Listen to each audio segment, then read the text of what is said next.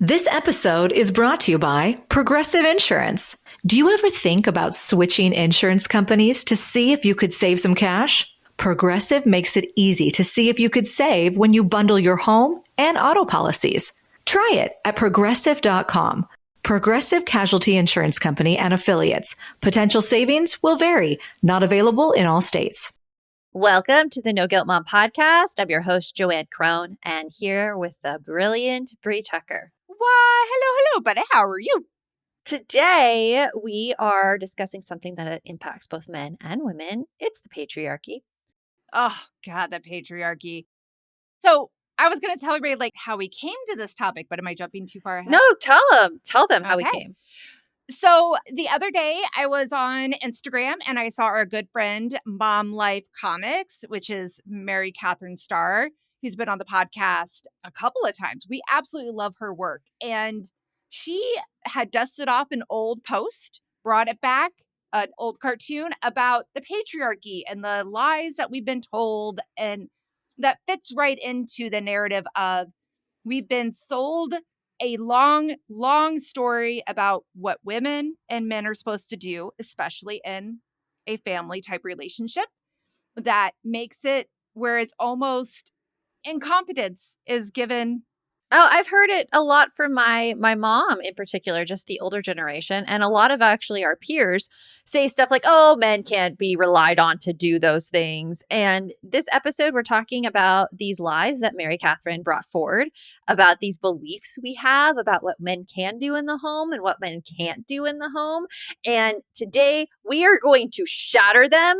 So this episode is for you if you feel like you're carrying the household mental load alone, if you've heard excuses like men just don't see the mess or nurturing comes easier for moms, if maybe you're perpetrator of these excuses, no blame here. We're just recognizing our own patterns. And if you want to stop buying into these cultural myths that excuse unequal household labor, because we're done with it, Brie, aren't we? We're done with hearing these excuses. Oh, yeah. I mean, we're going to tell you what are 5 common myths or lies, however you want to say it, that we feel we've been given over the years to expect less from our male partners. And we're going to kind of flip the script on it and ask questions about, is it true? Is it really true? Because we don't think they're true. Yeah. And if you want to dive more into this, we have a link in the show notes to Mary Catherine's post on Instagram, as well as a link to the 2 episodes that she's had with us here on the No Guilt Mom podcast. And you can certainly dive in some more to this because there's a lot. We could do way more than a 30-minute episode on this. So by the end of this episode, you'll know exactly why those he just can't excuses aren't true and how to stop them from running your family so you have more control in the situation. So let's get on with the show. So in the post on Instagram, Mary Catherine posted these 5 lies of patriarchy about men. So Brie, we're going to run through them really, really quickly. And then we promise you all, we're going to spend a little bit more time dismantling each one. But as we say it, nod your head along and see if you've heard this one before. So number 1, men just don't see household mess. True, Brie? Oh, no, not true at all. They have 2 eyes. They can see it. They've just been trained that it's not their problem. As my teen would say, oh, that sounds like a you problem. Yeah, I don't think it's intentional though. The whole training that it's not your problem, it doesn't mean that they're saying in their heads, oh, my wife will take care of that, or my mom will take care of that, which is our kids. I don't think they're saying that. I think some are. I think some are. Maybe some are, but I don't think the majority of male partners would be like, I'm just going to leave my trash right here for my wife to take care of. I mean, that's something that I think is more problems in the partnership if that is the case versus what I think from an armchair expert view of what is actually going on in the situation. So the only thing I'm going to push back on that one, and again, we would love to hear your guys' feedback about this. I feel like what that says of men just don't see the household mess. I see that as I walk into the kitchen and there are dishes in the sink that need to go into the dishwasher. The countertop is sticky. The trash lid doesn't go all the way flat because the trash is overloaded. My husband, God bless his soul, you know I love him to death, would not notice all of that. He would notice the sticky counter if you put something down on it, and then he would clean it. But he would be like, okay, we'll get to it later. And we'll be the wheel he's saying is like our family. I walk in and I'm like, this has to be dealt with. Like, this is not okay. And he doesn't think that way. And that's what I mean by they don't see it. That's what I mean by that. I do think they see it, but I don't think they think it's a priority that needs to be dealt with right now. And I know this through talking with my husband. He sees the dishes. Like, we've had numerous discussions about the dishes and what I think. I've told him what my story is, that I see the dishes that he hasn't done. And I think that he expects me to do them. And he's like, no, I don't expect you to do them at all. I'm going to do them later. I can't do them right now. I have way too much I'm thinking about. I have all of this on my plate. So I think it's more of a priority misalignment than it is so much of a thinking that other people will do it for them. It could be, but I do think that there's definitely men out there that are like, that's not my job. There is definitely men out there who thinks Yeah. that's not your job. And that is a bigger issue than what we are talking about today. Just Yes. like I am certain my husband would have a list of some things that they say about women, and he'd be like, oh, yeah, my wife is totally like that. 100%. But we digress. We'll move on because there's more of these to chat about. The second one is that men aren't good at multitasking. What do you think of that one, Joanne? Truth? I don't think multitasking is a good thing. So it's not multitasking, it's task switching, where you are not doing a lot of things at once. Your attention is actually separated into doing one thing and then it's going to this thing. So you can't keep a coherent line of thought. Now, is it essential that you get good at task switching when you have small children? Yeah, you have to because they will interrupt you every second of the day. Yeah. And I think that there is also a part of that fallacy saying that men aren't good at multitasking or task switching, either way you want to label that. That implies it's like a natural talent. And I think we weren't born learning to juggle 15 different tasks at once, like to make dinner, watch the kids, feed the dog, clean up the kitchen. Like, we were not born to do that. You have to learn those skills as needed. And you're often put into a situation where you have to learn how to do that. And I do think that men are maybe not as often put into that situation in their home. And that's why we don't see it as much from our male spouses at home, maybe. Yeah, I think that there's been a long history and line of women taking over everything in the home and men seeing that. And so it just continues generation through generation, repeating the same habits and behaviors. Yeah. So it's not that they aren't good at multitasking. It's more of a general conversation that needs to take place where the tasks are more equalized, where the woman's not taking on everything and has to multitask as much would be the ideal. I would say so. Mm-hmm. So number 3, nurturing doesn't come naturally to fathers. BS. BS Big on BS. that. Big BS. Like, dads can be just as involved in nurturing their children as a mom is. But I do believe that they have never been expected to as a society, not in your own relationship in your own family. That's completely different. But as a whole, as a society, women are expected to do most of the child rearing and men are expected to support the family. And we know as moms that have worked and raised children that it is hard to do both. But it's not necessarily the fact that they're not good at being nurturing and they don't care about taking care of their kids. Society doesn't have it set up to support them to do that. It really isn't. It doesn't. Dads who choose to stay at home and the women works, it is even lonelier being a stay-at-home dad than it is being a stay-at-home mom. Because at least at stay-at-home moms, you have other women in your situation where you could talk with them, you could chat with them, you could discuss all of the hardships and everything about it. Men don't really have as many stay-at-home dads that they can rely on. Yeah. That's the exception and not the norm. I think that's exactly where you're going with that, right? There aren't as many supports out there for men that want to be very involved in their children's lives and possibly even being a stay-at-home dad, because that's not the norm. That's still an exception, but we are seeing more of it. And I do enjoy that for sure. Yeah. So, all right. Number 4, men are bad at finding things. What do you think?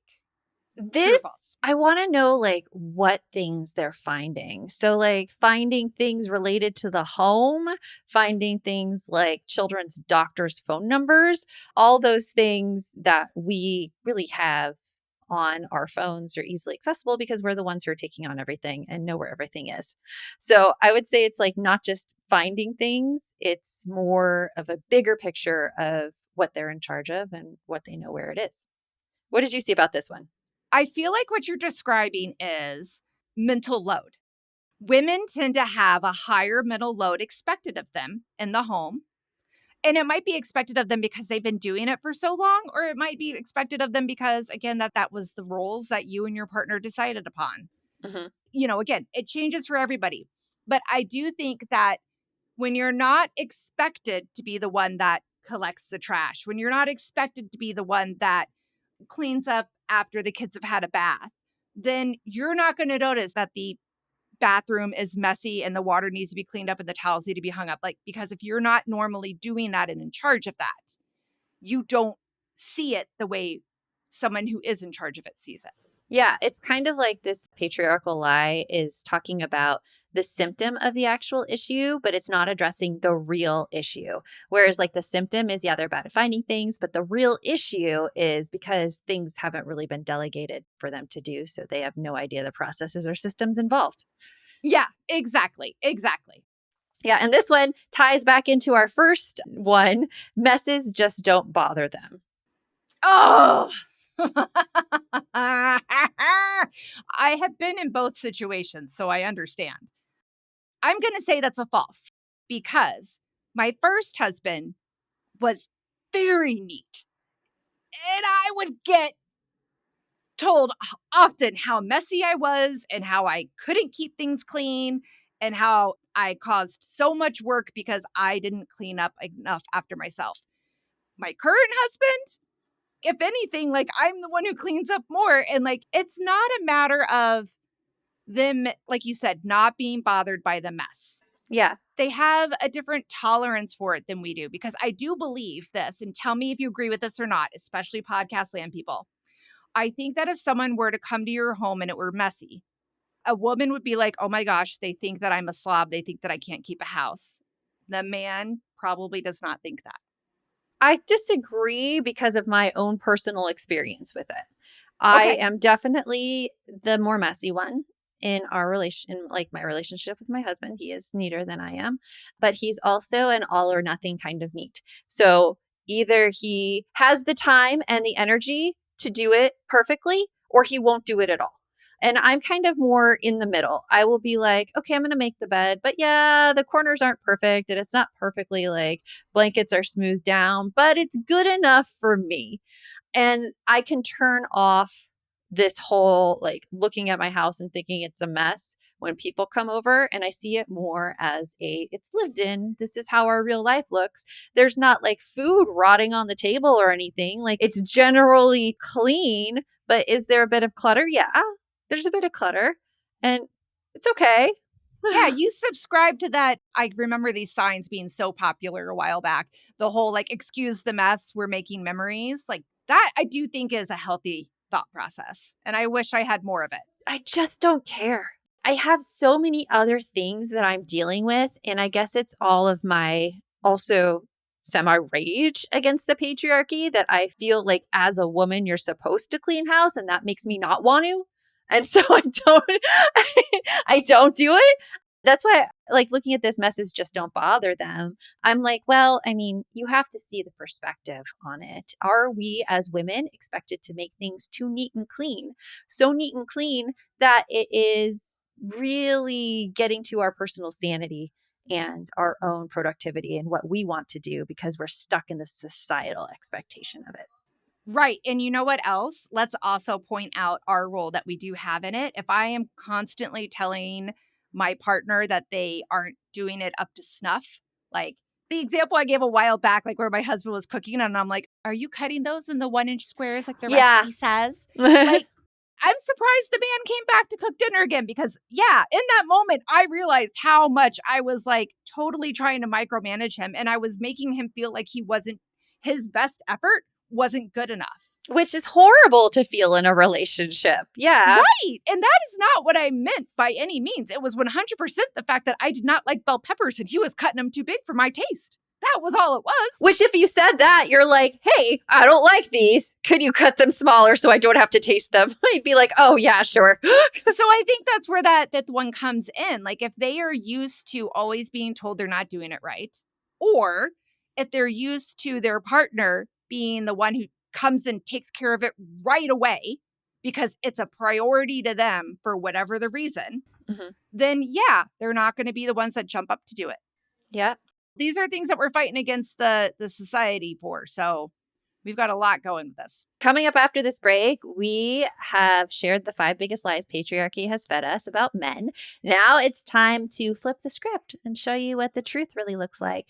Because, spoiler alert, and I think I have argued this repeatedly during this segment, your partner does have working eyeballs, and we'll show you how to navigate this whole thing.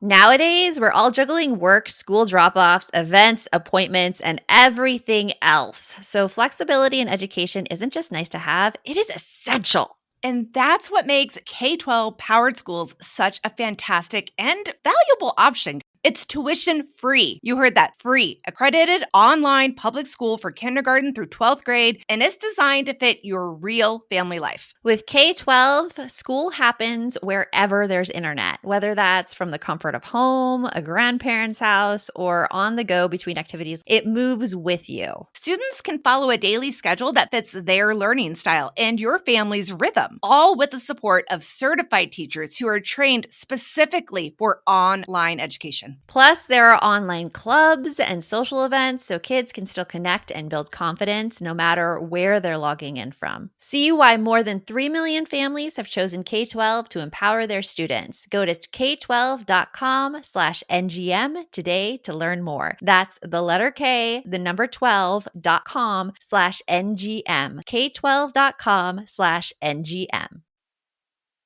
DSW, Designer Shoe Warehouse, is the one-stop shop for all your footwear needs. With sneakers, boots, and everything in between, for every style, mood, and occasion, you'll definitely find shoes that get you at prices that get your budget. DSW has what you need, but more importantly, they have what you didn't even know you wanted. You never know what you'll find at DSW. Find the shoes that get you at prices that get your budget at DSW stores or dsw.com. This episode is brought to you by Nespresso and Samra Origins by the Weekend Coffee Collection. Introducing Samra Origins. My collaboration with Nespresso is a connection to my roots, to my mother, Samra. Coffee that hits the right notes. It transports you. Crafted with unique notes and bold, soaring flavors. Experience a taste that moves you. Nespresso and Samra Origins. Discover more at Nespresso.com. Let's start taking these lies and figuring out how we can deal with them in the house. Because I know listening right now, you might have been nodding ahead with all of these lies and be like, yep. But let's give you some action steps to take because we don't ever want you to be stuck in what you think is true and not have any power to change your own situation. Because these myths are about socialization. They're not about biology. There's nothing biologically saying men don't see messes or men can't pick up after themselves. Or even that women are better at doing the home stuff, so they should be in charge of it. Nay, nay, nay. Nay, nay, nay. And also, let's just say that these hurt men as much as they hurt women, because these lies, they keep us believing and keep women over functioning and allow men to under participate.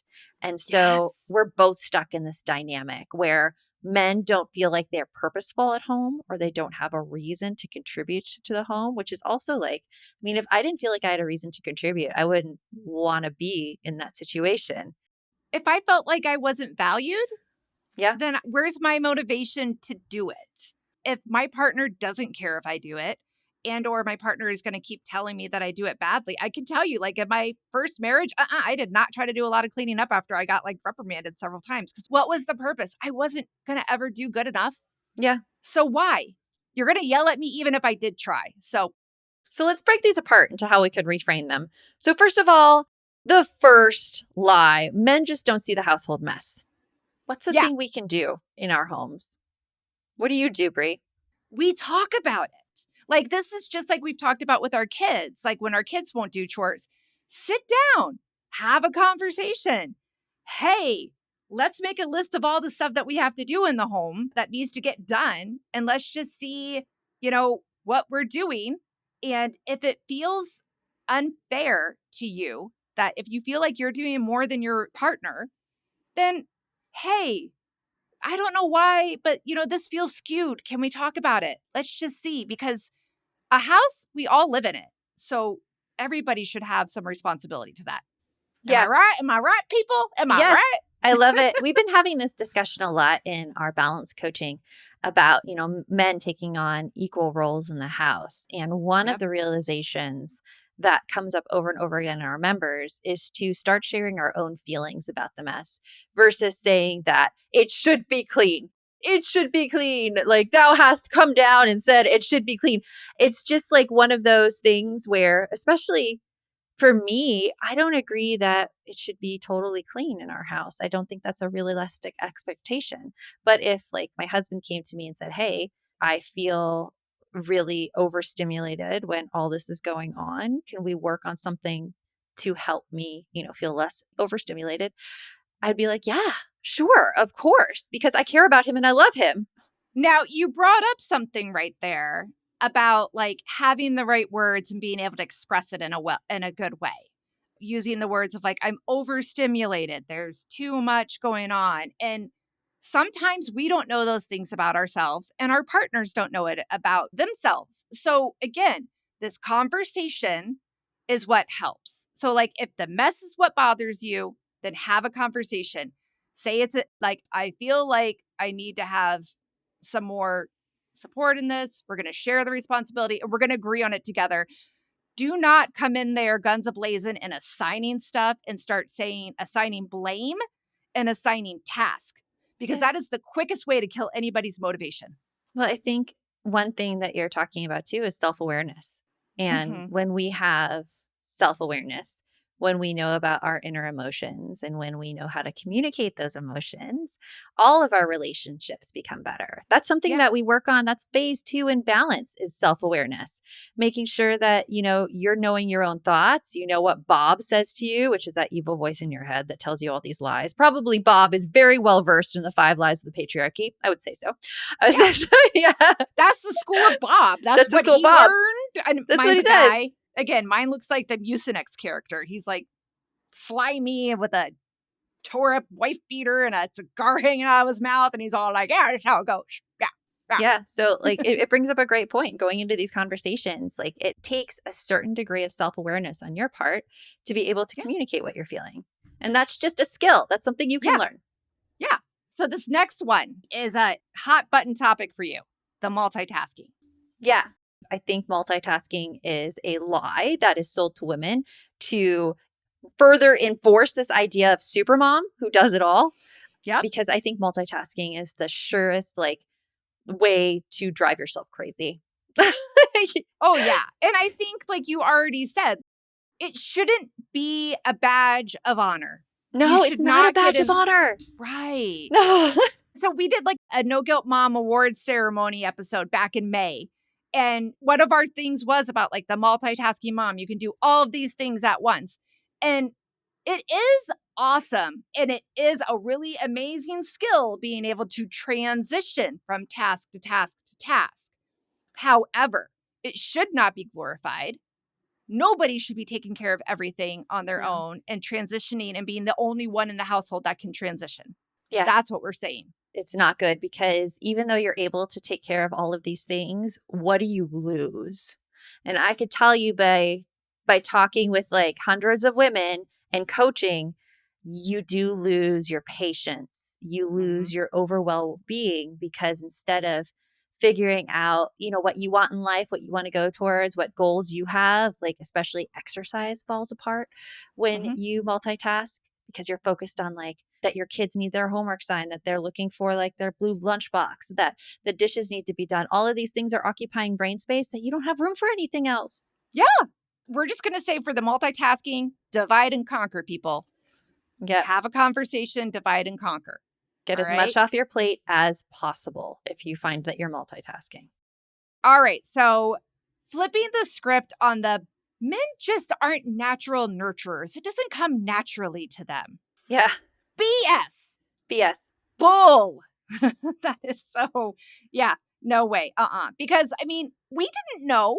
We didn't know how to do bath time or bedtime or meal times or comforting our kids. You may have grown up in a family with like a lot of kids, or maybe you babysat a lot, but still, you had those experiences to learn those, I don't want to say skills, but It all comes down to the environment you're raised in because not all women are natural nurturers either. yeah. It depends what your experience was growing up, what you were exposed to, the practice that you've had.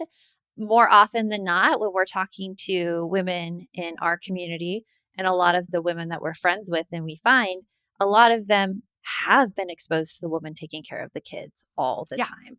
And so that's what they know. But if you're a woman right now who's like, I am not so good on nurturing, you could probably pinpoint back in your childhood why you don't feel like you're good at nurturing. You could probably see, like, well, I never saw a model of it. Like, I didn't have a parent who was very nurturing towards me. I'm not exactly sure what it looks like. I don't know how to do this. Right. And I'm going to say, again, looking at the societal standards and the expectations that we have been passed down from generation to generation, boys, we don't expect them to do a lot of nurture. Like, let's look at stereotypical playthings, right? Like boys, you're building things, you're playing with your cars. Girls are given kitchens and babies, and they're taught from a very young age to be thoughtful of others. And so if you feel like your partner is not nurturing, is not taking an active role in being there in your kids' lives, then have that conversation. Ask them, what would you like to do more of? And then let them do it.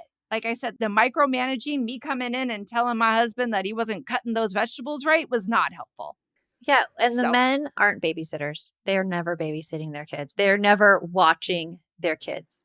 I They are hate that. I being hate that. with their kids. They are being a parent. Like, I think that Yeah. is one verbal reframe we could do to be like, oh, yeah, my husband's watching the kids. Well, he's being a parent. My husband's Yeah. doing his parental duties I right could say now. my husband's Just- with the kids. Yeah. Let's try to say that. Can we do that, guys? Let's try that small little switch. Instead of saying my husband's watching the kids, Mhm. let's try saying my husband is with the kids. Yeah. Yep. Right? I think it's a good thing. So let's Yeah. talk about the finding things. Men can never find things. I have not personally experienced this, so I can't give any insight into it. But Bree, you have. I've had where they say that they didn't do something because they didn't know where it was. And Uh-huh. I actually get this a lot with my kids now, but it's because of us having like a 2-household family. Yeah. So my kids, especially my son, I love you to death, buddy, but he was always famous for saying, well, I didn't do it because I didn't know where it went. Mhm. Really? I mean, I get that you're only here every other week, but come on. We've lived here for how many years now? 5, 6 years, and I've never moved the cups. They've always been in the same cupboard. So I think that sometimes we might create systems and we just don't think to tell everybody what we created and where they are. Oh, yeah. We assume they're going to see it and what happens when you assume? Ass out of you and me, right? I have a personal experience of that. Me and my pantry. I have Okay, there you so go. organized that pantry. I've even labeled shelves. And every time we do grocery unpacking, the kids help us with grocery unpacking.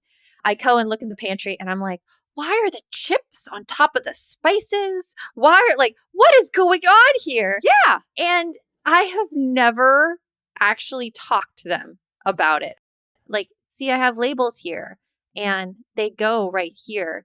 I think that my kids are going through it with thinking, I'm just going to get this done as fast as I can. And they Right. don't know that there's a system. Yeah. Exactly. Sometimes it's just about, again, having that extra moment to be inquisitive. What's really going on? What are they really thinking? And what was I thinking? Right. Yeah. So, all right. I'm going to tackle that with them actually. Next grocery Okay. unload, I'll be like, so there's a system here and it's labeled. So if you have any questions about where anything goes, just ask me. But if you could put them in your system, that'd be great. Because What do you want to bet they'll be like, oh, I never noticed it? I bet they will. And I think now, though, because we have put them in charge of certain household chores and they're deciding their systems and how it goes, my son has recently, like, he's taken such ownership of the dishwasher. And there is, the utensils Yeah. basket in the Uh-huh. dishwasher. So there's this little grate that goes over the utensils basket, which Yep. we have never used before in our lives. But my son has discovered this grate, and he's discovered if he can get people to put in the forks in a certain place, the knives in a certain place, and the spoons, he can unload really quickly. And he is constantly telling me, he's opening the dishwasher. He's like, who put the fork here? And I was like, I didn't even know there was a system. So now I think I Right. have something to compare it to where he would understand exactly where I'm coming from on this one. I absolutely love that. So then that leads us into the last one about the mess tolerance. This is not a conversation about, well, it bothers you more than it bothers me, and that's why I'm not doing it. No, there needs to be more discussion, because if it does bother you, if you are, like I just said, like I am, the kitchen is what bugs me. I Mm-hmm. cannot go to bed with dishes in the sink. I cannot. Mm-hmm. And I have had that, like when my husband and I first started living together, I feel like we had that conversation because he was the same as your husband with the whole, like, I'll get to it later. Of course, we also didn't have like a set, like who's taking care of what. He just didn't understand why every night I was frustrated about the dishes in the sink. And I had to tell him, I'm like, it really bothers me that they're there. And that's why I take care of it. Uh-huh. And he's like, I didn't know it bothered you. I'll make sure that I always put mine straight in the dishwasher then, because I thought our household left them in the sink. Yeah. Yeah, right? It's like, it's not that he has less of a tolerance for messiness than I do. It bugged me. And I had to articulate that to him. And because he loves me, he was willing to listen, and we figured out a solution. So I want to go a little bit further into this, Brie, Okay. because like as a coach, I'm already thinking of questions I want to ask you Okay. to uncover some of those like underlying beliefs and thoughts that you might have that may be affecting why it bothers you. So like, I know why it bothers me. so what are you thinking when it bothers you, when you see it in the Bugs. sink? Bugs Bugs? in the house, because I grew up in the Midwest and we had ants. And if you left Oh, things out during the summer, they would come up from the drain and you would get ants in your kitchen.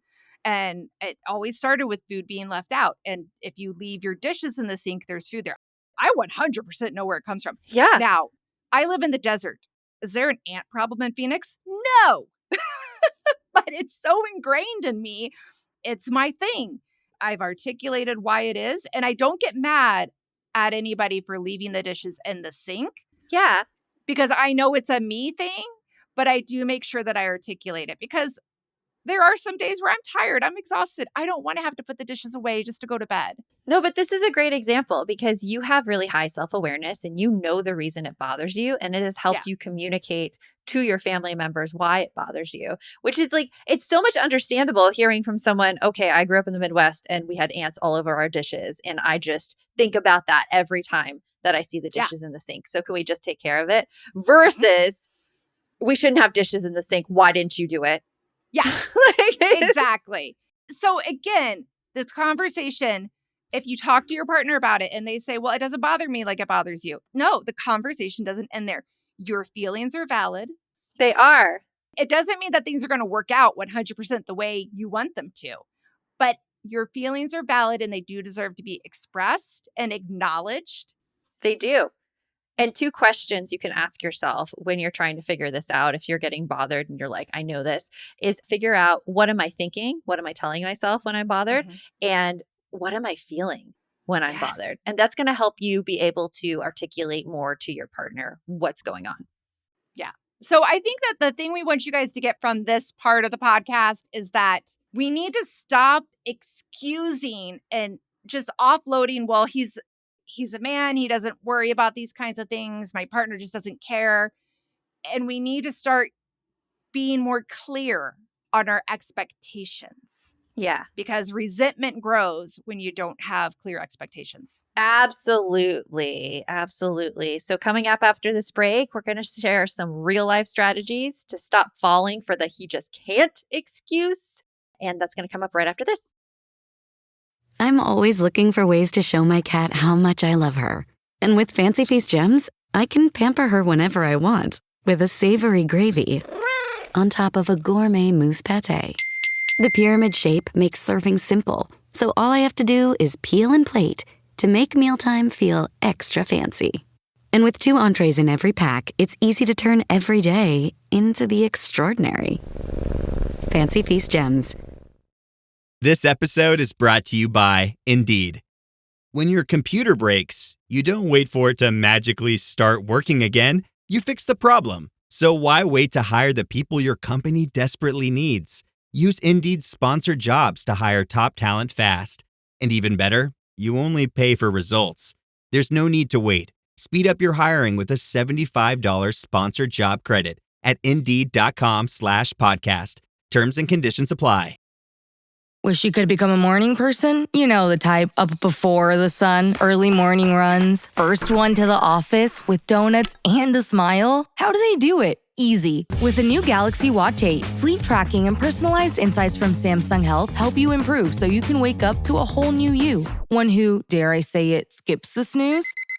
It's possible. Train your sleep with Galaxy Watch 8. Learn more at Samsung.com. Requires compatible Samsung Galaxy phone, Samsung Health app, and Samsung account. So, let's talk about 3 things to leave you with today with this whole lies of the patriarchy and how to dismantle them and how not to let them run your life or your relationship with your partner. So, the first one is just to call out the lie that you're faced with right now without the blame. So, for example, if you see a mess and you hear the voice of your mother-in-law being like, oh, well, men just don't see the household mess. You should just let him off the hook. I have heard that Yeah, I know.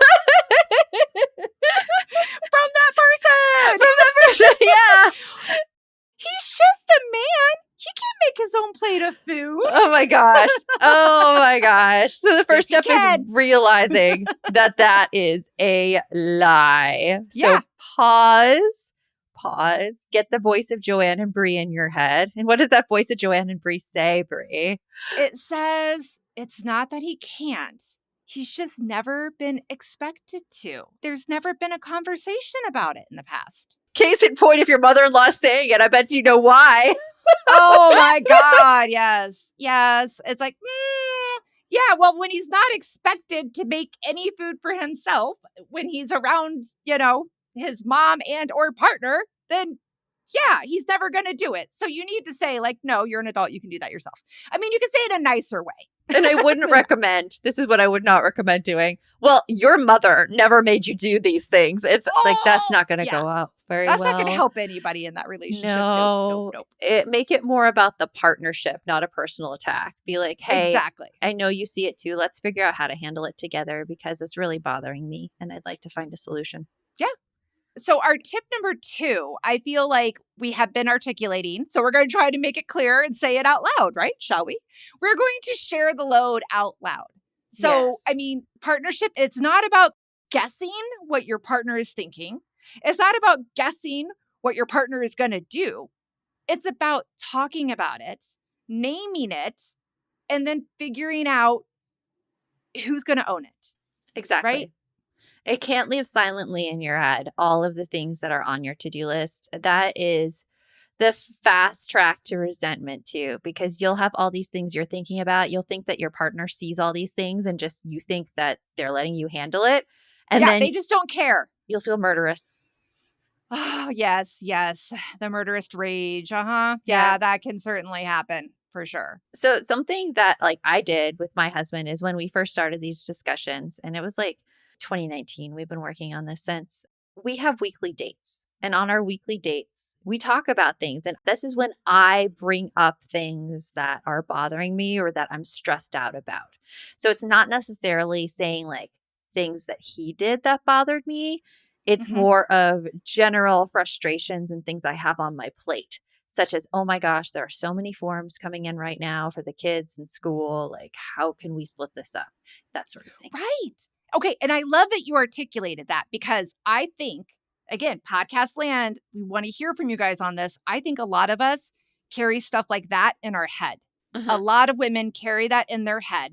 They think that our partner either A, won't care, or B, we think it's our job because, again, oh, I'm the mom. So I'm in charge of my kids and my family and my house and their school. And wait a minute. Like you said, just have a conversation. And furthermore, can I also say, I love that you guys do those dates out of your house because I think there's nothing that can make you more pissed off than talking to your partner about something. And then as you look around, you just see everything that irritates you that they're not seeing or doing. That would be hard. Yes. Having the conversation in a neutral zone where nobody can point to something and be like, well, you. I think that getting yourself out of the situation, out of the house is helpful. It really is. It puts you guys at a more neutral place. And again, having those regular conversations about this is the stuff that needs to get done this week. What can you do? What can I do? I've had to work a lot on asking for help from my husband. And when I say asking for help, I'm giving that the wrong word, but I mean admitting that I can't do it all. Yeah, I think that's a better reframe of it. Yeah, admitting I can't do it all and or admitting that I don't want to do it all. Yeah. That has been hard, but I'm working on it. Something that I remind myself of when I have these conversations is it's not me against my husband, it's us against the work. So we're a team, we're trying to get the work done together. And that's what guides the conversation. I love that. It's not me against you, it's us against the problem. It's us against the work, yeah. And then the final thing is to challenge the excuse with evidence. Now, we're getting into the whole weaponized incompetence conversation, which if you're not familiar with this, it is one of those things like, well, I'm just not good at unloading the dishwasher, so I can't do it. And then it all falls on you. Right? You know, I just can't cook like you can. So I really need you to take care of cooking every day for the rest of your life. Yeah. The kids just don't listen to me like they listen to you. Oh my God, yes. All of these things, which they sound like compliments, but they're not. I don't even know where the bath toys are, and I don't even know how to run the dishwasher or the washing machine. Yeah, you do. So yeah, if he can do other things randomly, quickly, like he can figure out how to like find the bath toys and to, read the instructions on the dishwasher or on the washing machine. Well, and a lot of things like explaining it, it's good if you can compare it to something else. Like this tip actually comes from our friend Zach Watson, who is a mental load coach for dads. And he says to compare it to work. So when you're talking to men about the mental load, all men have experienced a point where they're at work and they have all of these things that they have to figure out and do by themselves. And no one else seems to notice these things. Only they do.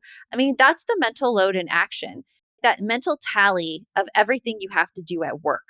But we as women are just taking on everything we have to do at work and also taking it on at home.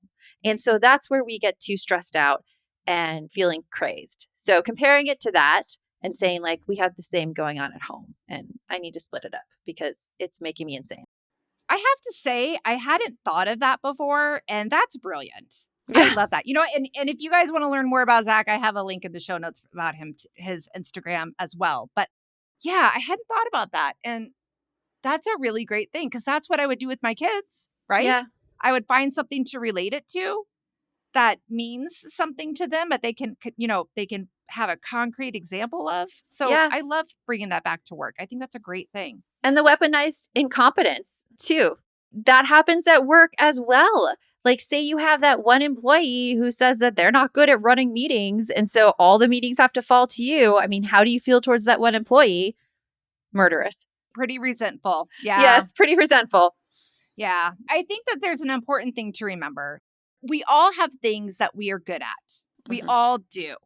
And we have things that we're not so great at, but we're never going to get better at it if we're not given the opportunity to work at it. So to have that in a funny stance, I'm going to say if your husband can figure out his fantasy football lineup and switch it out when players get injured, he can totally handle washing the clothes. Yeah. He can handle bedtime. He can do it. He can handle all the things. Again, like we've said, it's not about shaming at all. There's no finger pointing in this situation. It's about reminding everybody we are all capable human beings. It's us against the problem. We can figure this out. Exactly. Patriarchy has fed us the lies to keep moms doing more and dads doing less in the home. And it's also fed us the lies too about the workplace as well and keeps women held back there. So it's best just to acknowledge these lies and know how to counter them when they occur, because believing them, it hurts both women and men. Yeah, we definitely have to realize that again. Like, to quote one of my favorite sounds on TikTok, he's just a baby. He's just a baby. Yeah, no. Men are not babies. They're not helpless. Women are not babies or helpless either. We chose to be in a partnership with this person because of whatever. Hopefully there is love. And if we love people, sometimes we tend to over care for them. And then that puts us in a place, like you said, of resentment.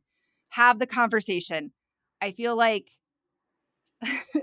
the patriarchy has lowered the bar and it's time for us to push it up a little bit. It's not a limbo game, people. It's not limbo. If we want to feel less overwhelmed, we need an equal partner making it happen. If we do have a partner, we don't need someone else to take care of. So to leave you with that, and also if you want some help and you really want to get into self-awareness more and know how to have these conversations and communicate, come join us in our balance program. We only have it open at certain times during the year, but you can go get on the wait list at balanceformoms.com/go. And with that, the best mom is a happy mom. Take care of you, and we'll talk to you later. Thanks for stopping by. If you'd like to support the show further, you can share episodes with your loved ones, leave a positive review, or follow us on social media at No Guilt Mom. You could also show your love by visiting our amazing podcast sponsors. We have a link in the show notes.